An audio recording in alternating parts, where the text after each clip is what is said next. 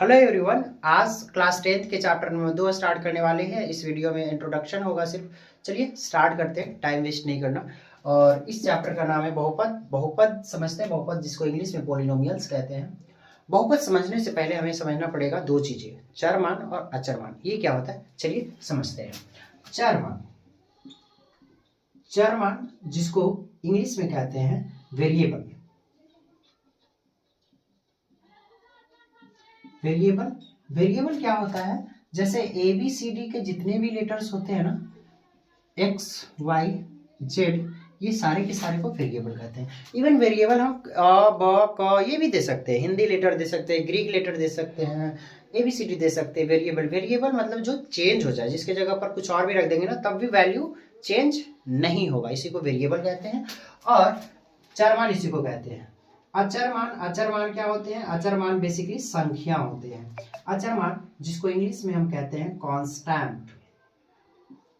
ये जो होता है संख्या 1 2 3, इवन माइनस वाले भी संख्या होते हैं, ऐसा नहीं है। जैसे 2 -2/3, 0 भी एक कांस्टेंट है।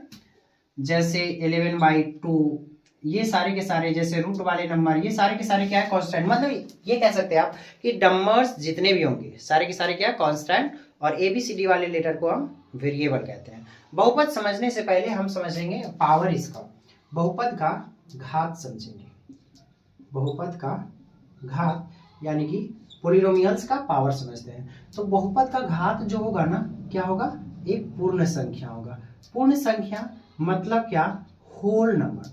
होल नंबर क्या होते हैं? आपने पढ़ा होगा, नंबर्स वाले सेगमेंट में पढ़ा होगा आपने।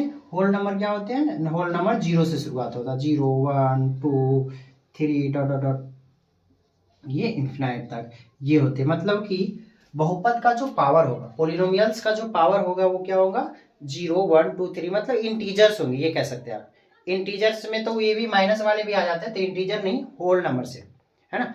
पावर सिर्फ होल नंबर होगा, निगेटिव पावर नहीं होना चाहिए और फ्रैक्शन में नहीं होना चाहिए। हमेशा क्या होना चाहिए? होल नंबर होना चाहिए पावर, है ना। चलिए समझते हैं एग्जाम्पल के जरिए कि इसमें से कौन आना पहचानते हैं। एग्जाम्पल के जरिए हम अच्छे से मैथ को समझ सकते हैं। जैसे x पर पावर 0 है, x पर पावर 2 है, रूट का x है, 1/x है और 1/x² है ये, या x + 1/x है, x + 1/x है। इसमें से कौन बहुपद है? या फिर x पर पावर 2/3 है। इसमें से कौन बहुपद होगा, कौन नहीं होगा, समझते हैं इस चीज को। जैसे और भी एग्जांपल ले सकते हैं। जैसे x⁻15 प्लस का 15 ले लेते हैं। इसमें से कौन बहुपद है, कौन नहीं है। तो सबसे पहले ना बहुपद में ना, बहुपद पहचानने से पहले हमें पहचानना पड़ेगा बहुपद का पावर क्या है। बहुपद का पावर, तो यहाँ देख रहे हैं बहुपद का पावर क्या है। बहुपद को हिंदी में घात कहते हैं। तो यहाँ घात क्या है? 0, यानी कि ये बहुपद है। यहाँ पर घात क्या है? तो यहाँ पर घात 2 है, यानी ये भी बहुपद है।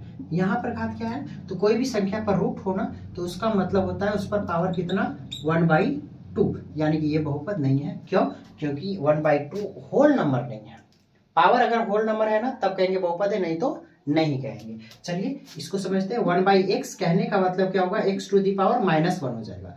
नीचे कोई नंबर अगर डिनोमिनेटर में है उसको ऊपर करो ना तो क्या हो जाता है? पावर माइनस में, पावर का साइन चेंज हो जाता है। यानी कि यहाँ पर जो घात है बच्चों, घात क्या है? -1 है, यानी ये भी बहुपद नहीं होगा। क्यों? क्योंकि -1 होल नंबर नहीं है। यहाँ समझते हैं x⁻2 हो जाएगा, ये ऊपर जाएगा तो यहाँ पर भी घात क्या है? घात हो जाता है -2, यानी ये भी बहुपद नहीं होगा। यहाँ देखते हैं इस चीज में x का पावर तो है 1, लेकिन यहाँ पर जो है ये घात की बात करेंगे तो एक घात तो 1 है ना, और एक घात क्या है? -1 है, यानी ये बहुपद नहीं होगा। चलिए यहाँ पर घात क्या है? यहाँ पर घात जो है 2/3 है, यानी ये भी बहुपद नहीं होगा। यहाँ घात क्या है? घात की बात करें तो 15 है। और अच्छा 15 पर क्या घात है? तो 15 एक कांस्टेंट है, लेकिन x⁻0 लिख सकते हैं। 15 और 0 है, यानी ये बहुपद होगा। चलिए आप ना हमें ये बताइएगा कि √x + 2 और x + √2 में से कौन बहुपद होगा और कौन बहुपद नहीं है। मिलते हैं अगले वीडियो में।